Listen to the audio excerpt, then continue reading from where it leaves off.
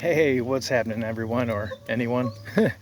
uh, I wanted to make these videos. I'm going to make a series of them. I'm not sure how many, but it's going to be covering my lead up to my diagnosis and what I'm doing about it for Menieres disease, because I've been paying close attention to what's been going on in my body for the past couple of years with this issue. And I didn't know what it was or what to think it is, or what I was feeling or sensing, and what I'm accepting now is my recovery will be a long time, and it's in association with how long I let the warning signals go that I didn't know were warning signals. So I really want to tell people what my warning signals should have been, that I should have listened to, that they might, if they're experiencing them, listen to them and make changes to avoid Menieres disease and the complications. Now, two different ENT specialists, private and public doctors that I've gone to, and a neurologist, have said I have Menieres disease, but I don't think they're treating it correctly. So I'm taking things into my own hands, and that's really what it is. I mean, we only go to doctors when we don't know what we should be doing. And I feel that I now know what I should be doing and what I should have been doing to avoid the things. So I really got to share this stuff, because there's an increase in Menieres disease, and it's not something that's transmittable or transferable. It can have some genetic dispositions for it, but not so in my family. So where did mine come from?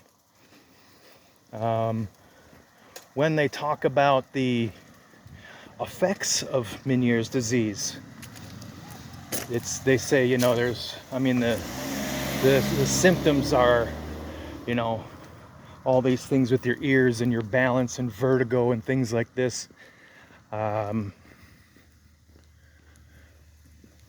But they say it affects that you might become more depressed and have more anxiety. Further research is showing that if you're suffering from depression and anxiety, that it will lead to Menieres disease. This blew my mind, and it changed my personal focus on how I'm going to approach the solution. Yeah, rather than medicinal, it's relational and physical. So what I experienced way back in the beginning, like this is what I'll say is the beginning. I had a very tumultuous period in this part of my life. Had nothing to do with age, but I was 49, 50 at the time, and I had been what I consider completely unjustly terminated from a career that I really enjoyed, that I wanted to do, and worked very hard at and was very effective at. And less than a month later, my wife at the time couldn't tolerate that I was not bringing in the cash, even though that was our plan. Regardless, this began as just a consternation with life, really complete depression and anxiety about what to do and where to go and who to trust. Everything, every level of relationship was disassembled at this point. And this was very depressing and anxiety causing. And I noticed I didn't know what it was. This went on for like maybe 2.5 to 3 years, that I was feeling these little bitty tingles in my ear, just above my ear, behind my ear. And I was like, what is this? I was very incessant about cleaning my ears and making sure that my ear health was good. I didn't understand what the ear thing was. I thought maybe it was dental, like I had an infection or a TMJ issue or something that was, because this region, this nerve bundle back in here can be responsible for many different issues. So I was coming at it from all different sides of, what is this little tingle? I thought, is it a tumor? It's not a tumor.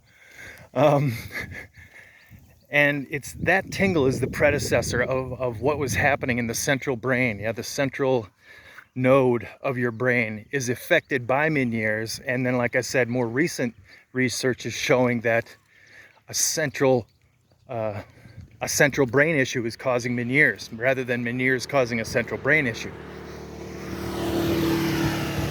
So, the importance of combating the disease of depression and anxiety. I'm calling them a disease because they are debilitating, degenerative, destructive diseases. You've got to get through it. And due to long-term isolation, no friends, we don't have contact with people, we see people online, but we don't handshake and hug people. We don't sit on the front porch and have a coffee. We don't meet and discuss.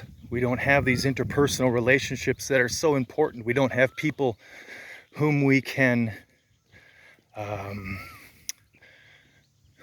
confide in, right? Because we don't have the confidence that they're not going to go blab it to every direction and every person in a circle that you're involved in or not involved in. So this brings on issues of separation as well. Morning. And we've got to get past it. Now, this I've been saying for years, that the dependence upon the internet is going to destroy us, not like as a civilization. Well, but just focusing on the individual. Individually, let's start at that level. We don't have to get any more grand than that. It will destroy you. We have many innate needs from our evolution over time that you don't even know are there. They're automatic. They're foundational functions that happen or don't happen on given inputs. And some of the therapies that I'm practicing on myself are targeted towards those innate needs, innate evolutionary needs. And we need each other. We're not designed to carry the entire load of life alone. And to separate yourselves from others because, oh, I don't want any confrontation. All right? I understand that. That's a good policy. But then you need to find people that you don't have confrontation with, or the confrontations that you get in are agreeable to disagree. Yeah, okay, I don't agree with you, but that's your life and your point of view, and that's cool. It doesn't offend me. I'm not going to take personal offense stance that I have to protect.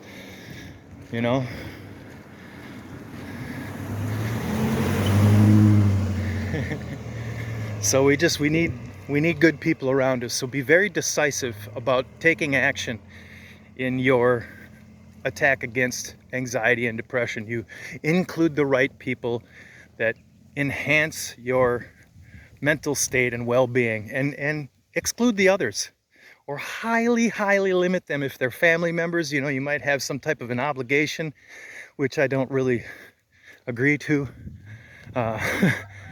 because if they're nasty people, put them aside. You don't need it. It's nonsense. So get in the right people. It's not easy. I live here in Thailand, and if you've heard anything about Thailand, what men over 50 do here, the retirees and whatnot that come here, is not a savory image of a person whom I want to hang out with. Yeah, I don't want prostitute chasing, whore loving, alcoholic and drug addicts who are gym monkeys jumped up on steroids. This blocks out a whole big section of people that I'm even willing to converse with. Yeah, because I know it's not going to lead to a good place. I'm not getting involved. I cherish my mental health now more than anything, at least in this physical body. Yeah. So be decisive, be picky, and act urgently. Don't mess around. No matter what, it may not be a Menieres disease development that comes from depression and anxiety. There's a host of precipitous issues that come from this. So you're going to have to combat it, because right now your mind says separation is safe. It is safe in one point, but to a point it's not. So you've got to grow past that inability. That's what I'm saying about myself. I had to grow past an inability, and still have inability to grow past, of accepting others and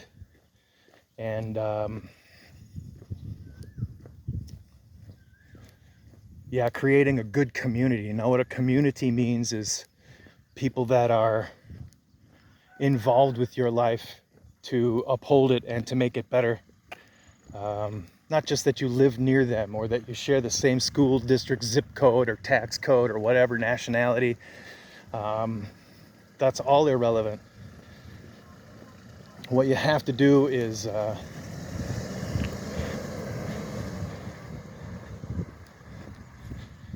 it takes time, right? It takes time to build relationships. If you're looking to build a relationship with a person for a lifetime, then patience in the beginning certainly is needed. And that's one of my big things. I need to be patient with people as well. I think somebody was stopping to give me a ride. That's funny. I'm out here in workout clothes sweating. Thank you. That's very kind of you. It is hot, but it's just the right amount of overcast, so the sun isn't too beaming at the moment. So yeah, be decisive, be picky. It's for you. Yeah, and they have the right to be picky too. Yeah, so come with an attitude. Come with an attitude of acceptance, and have some conversational skills, right? We need to develop this, and it only happens in conversation. People tend to now, more than ever, because it's so easy to just get online and get in a group where everybody agrees with the same thing. Everybody's just nodding their head, no matter what the topic is. If it's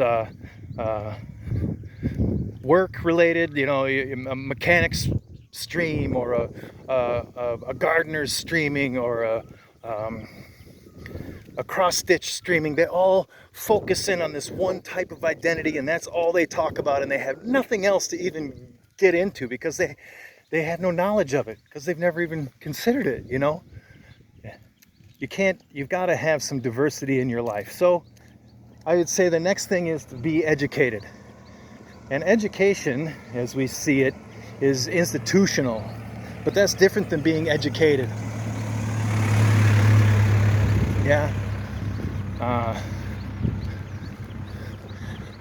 Wisdom, a lot of people have different sayings for wisdom, right? It comes with age, it comes with experience.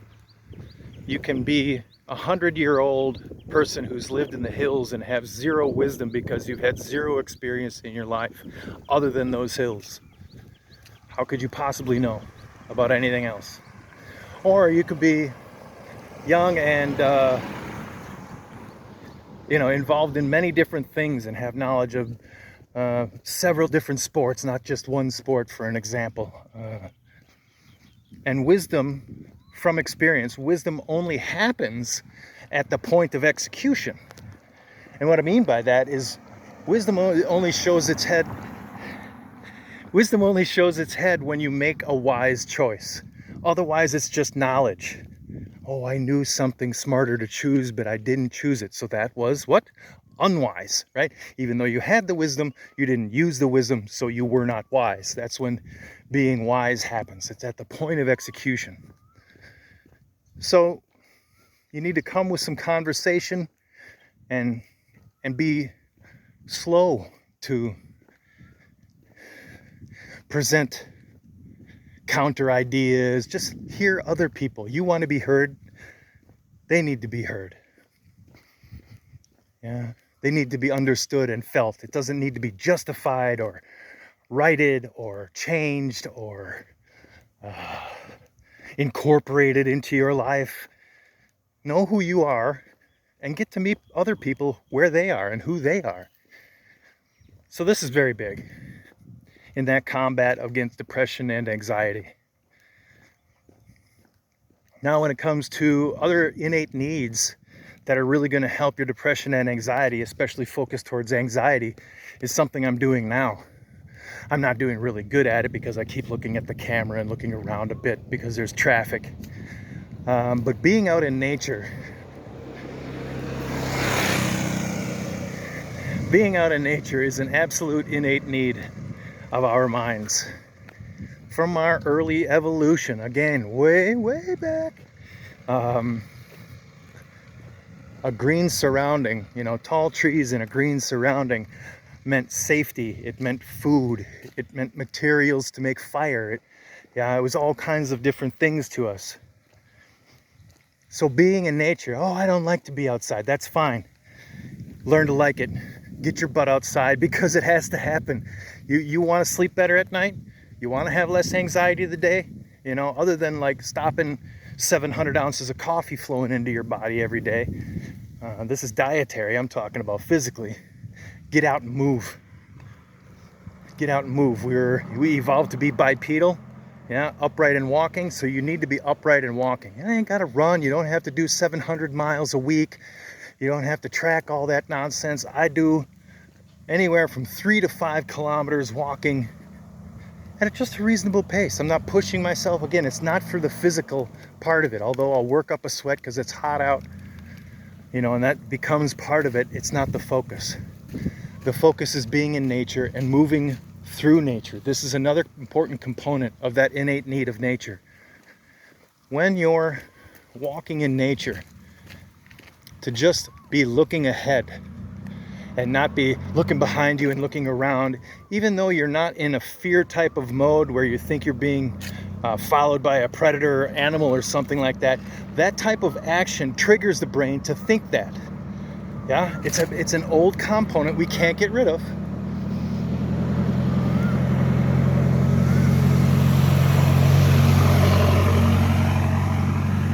I wonder what they're digging. Oh, they're going to build that new house in that subdivision. All right.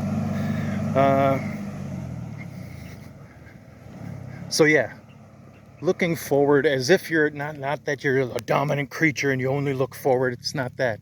It's just gently gazing forward and allowing the nature, the world to pass by you as you move forward. This constant walking like this with constant gazing brings your anxiety level down from a baser instinct, okay? Another component of being out in nature is the color green. Our eyes see more shades of green than any color in our narrow visible light spectrum. Yeah, our eyes are tuned for it. Our brain deciphers patterns in leaves and branches of all different types of vegetation from a distance. And this type of natural identity in a green color is extremely anxiety releasing, combating, anti-anxiety movement. And I've done some research. Of course, I'm not going to cite what I've looked into or not. I'm practicing it. And this will be, my empiricism.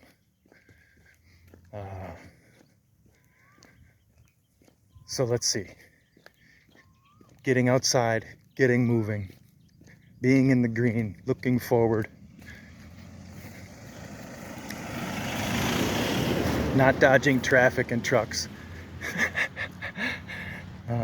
Spending time with people, building relationships. It's an ongoing process. It never stops. You're not going to meet anybody that you agree upon everything with, and it's fantastic. That's why we're built this way. We're built to be super different. Sometimes there's just finitely nuanced differences, but they should be embraced because that's what makes us a whole. Yeah, that's what makes a community complete. Because if you hang out with 100 plumbers, who's going to be the carpenter? Who's going to be the mechanic? Who's going to be the dentist? Who's going to be the podiatrist? Who's going to be the dietitian? You need input. People know things, and generally speaking,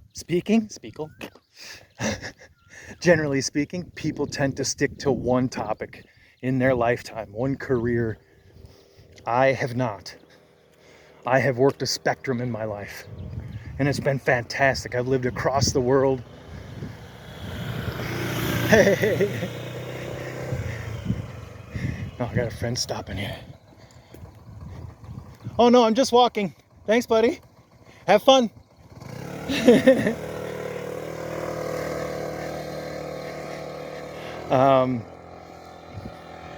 So I have worked across the spectrum of sectors and industries. And to make a list here would be longer than the video. I've done many things in my life.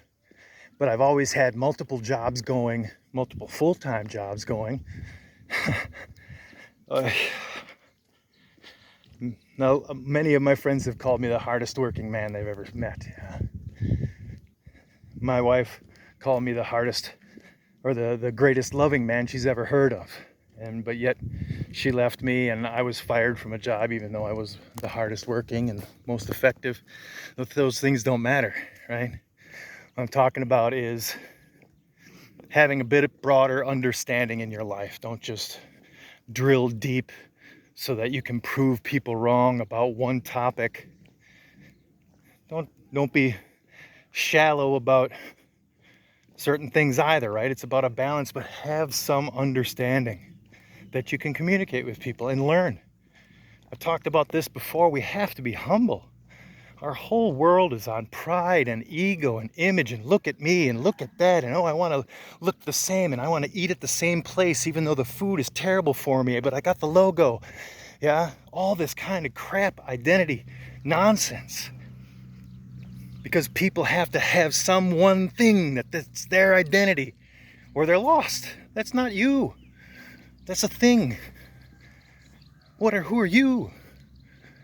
Yeah? Oh, yeah. So have some ability to converse on a broad spectrum of topics. Or at least be humble enough to listen. Right? To be humble like a child. A child asks questions. Oh, why is that? Well, how does that happen? They don't make comments like, boy, that just seems over the top. Oh, that's unnecessary. Oh, I don't need anything like that. You see the difference? Oh, why do you feel, or why do you need that? Or how does that help you? Ask questions. This is the best conversationalist is one who asks questions and then shuts up and listens. Much like praying to God, many people pray 95% of the time and listen 5% of the time while they're distracted, Switch the conversation around and listen. Just sit in silence outside in nature, as you could imagine it, alone, undistracted, unconnected. I know it's easy to say, it's not so easy to repeat. I'm just walking back and forth on this 1 kilometer road. You see that's 1, 2, 3, going back for 4. All right.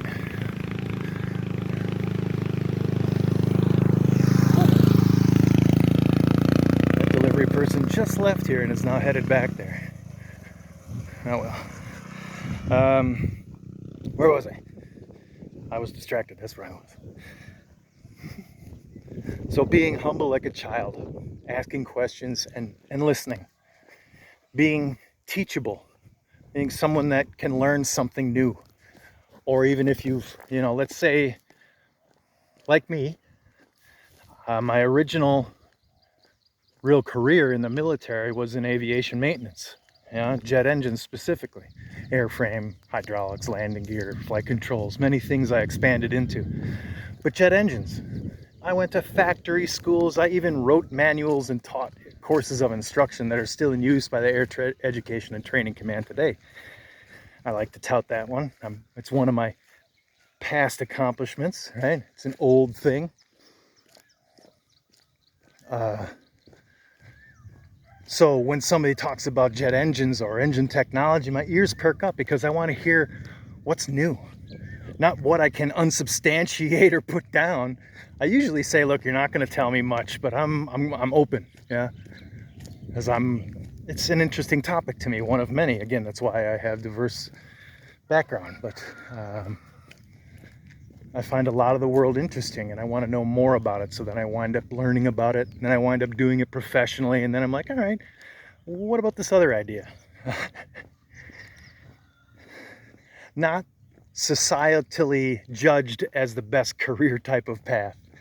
And if I judge myself upon other friends that I went to school with who have a monochromatic career path, they are doing much better than me.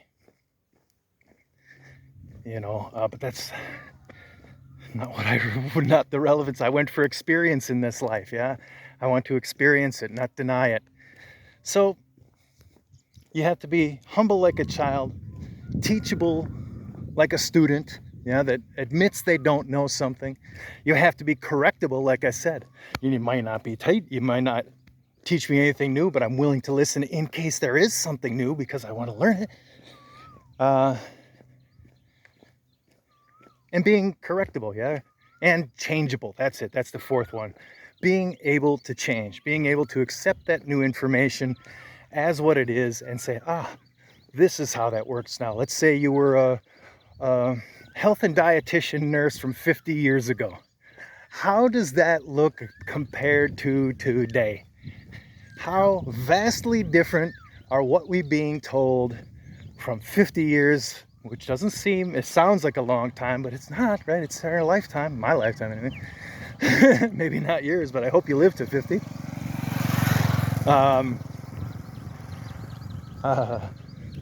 But being correctable, this is part of actual evolution. Learning something new, being humble enough to shut up and listen, being teachable enough to hear it, to ask questions on it, to being correctable and accepting new things. Well, this square works better than that circle as a wheel. I'm going to use this square because I've used this square for so long. Whatever. And then being changeable, applying that new information in your life. These four components are going to make you an excellent conversationalist and friend and long-term relationship builder with people. And why am I saying all this at the end? Let's bring it back. Let's bring it all the way back and say, remember, we're fighting depression and anxiety here. We're not fighting Menieres disease, because depression and anxiety begat the disease, not the reverse, even though Menieres will intensify the depression and anxiety. How's that for you? Right? So not only does depression and anxiety cause the disease, once you get the disease, it increases the depression and anxiety. And people are wondering, oh, my meds aren't working and I don't know what to do. Man, I hope that this is beneficial to you as I'm going through this process and remembering maybe I can help one other person. Man, that would be, look, I got goosebumps. Just thinking about being able to help someone, it would be fantastic for them to avoid some of the pain that I'm in. Yeah, I've got extremely loud tinnitus. I worked on jet engines, for quite some years, being around aircraft. Always had ear protection on, but that's irrelevant. I've always had some tinnitus after I got out. And I never went to the VA for benefits, and I should have, because it'd be nice to have a little monthly kick. But that's, I don't know. Anyway, but it's really intense ringing that I have in my ears, and it's like I'm always swimming underwater. And many sounds are painful. Something that's associated with Menieres is vertigo. I had one spell that sent me to the hospital because in fear, after it stopped, I went to the hospital. I'm like, this isn't right. That was the beginning of the change. Then I had a small, maybe extremely dizzy or minimalized vertigo episode again that put me into another doctor's hands, again by my own choice. I said, I've got to go. They're not treating me right. And again, it's just a different set of medicines targeted at the same things, but none of them can cure it. So what could possibly cure a disease that just appears, right? There's got to be things that lead up to it. So that high tingling in my ears. I had tinnitus, so maybe because I accepted I had tinnitus from Air Force work, United Airlines work, what were the other ones? Oh, BAE, Burlington Air Express. There were a couple of cargo companies I worked for that were real rough. At any rate, So I accepted I had tinnitus, so I denied that that was an issue. And I just kind of felt this little itching, like maybe there was a bug or something in behind my ear, just a tickle, tickle, you know. Didn't like that, you know, but I ignored it, thinking, let me check my diet, let me check my exercise, I've always looked internally, what is it, right? Try to change these things. But this was like the early, what I'm going to consider the very earliest onset sign, and that's probably tiny neural pathways blipping, you know, of some, I'm no neuroscientist, so yeah, some kind of really finite neural passages kind of firing from my central brain node, giving me warnings that my depression and anxiety was causing me further problems. I didn't think I was depressed. I've always had a level of tension and anxiety. I've had that, and I still have it. I take things a bit too far when I want to do something. I push and go. And if I'm not accomplishing, again, I'm looking down upon myself. But this is why I need community around me, good people around me. Not just to blow sunshine up my wazoo, but to just say, yeah, I feel you, man. I hear you. I'm not experiencing that, but I'm experiencing it with you. You know what I mean? People of real fiber, man. Find them. Find them. I'm saying find them. It's hard to find them. Yeah, hard to find them.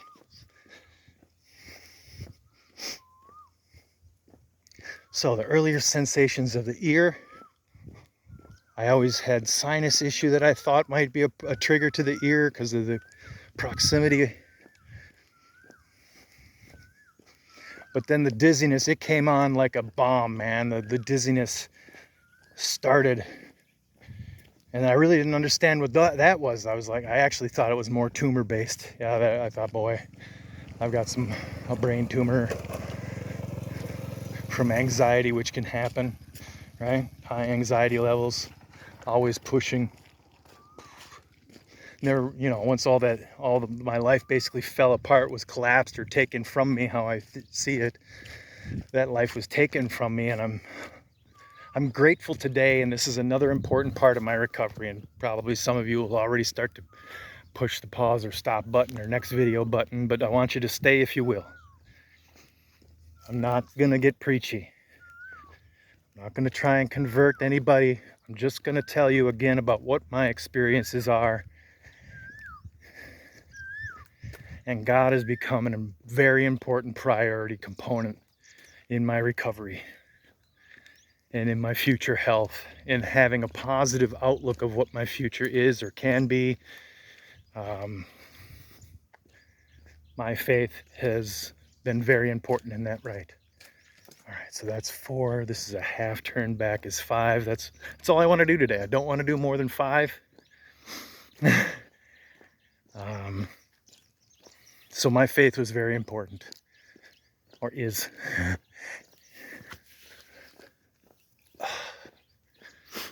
But again, there's people who have only that point of conversation, and that's all they talk about, and they can wear your ears out on it.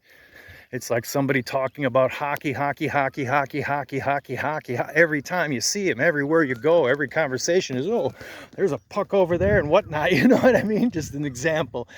But you don't need a person of faith, even the most loyal. There's plenty of Christians, right? These are people of religion, have all kinds of nice sayings. They go to a church, and then as soon as they walk out, they're beeping at each other in the parking lot to go faster. I'm not talking about religion. I'm talking about faith. Way different. It's helped me a lot. It's very important to me every day. It is helping me. And again, it's by applicability, but you don't want to over-apply it. The person of faith or religiosity tends to do it a whole lot more. They push and push and push and push and push and push because they're trying to justify what they think they believe, but they don't actually have faith in. It's awesome. The hypocrisy is fantastic. Somebody of faith, much like a veteran of combat, a real veteran of combat isn't going to go about babbling about combat experiences and combat experiences. every day, every position, every place they go, yeah, you can go to the VFW, it's going to be a lot of that. But that's the environment, right? They're going to have other topics of conversation because they have a life outside of that. And people of faith, they're smart enough to try and find a way to insert their faith into a conversation rather than it be the forefront. To insert their faith by acts of being loving and caring and someone that's a good relationship builder, you know, someone that has loyalty beyond what we call loyalty.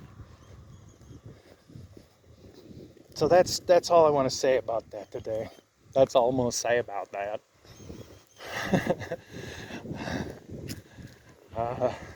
But you can watch other videos of me. Yeah, I don't do this for subscribers. I'm not hoping to get 8 cents out of 17 million views.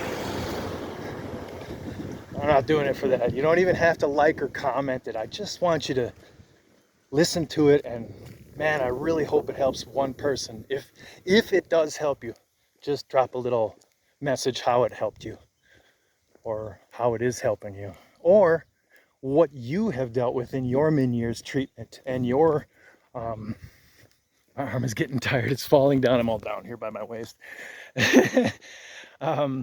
You know, what has worked for you? I would love to know that. You can drop a link in my comments so that I can go to your video that's meant to help other people. And this is important. This is what community does. Community helps each other. They don't shun each other out. And they got to be vulnerable enough to share their stuff, right? That's how I usually start it, to open up other people's vulnerabilities. I share something pretty personal. Yeah.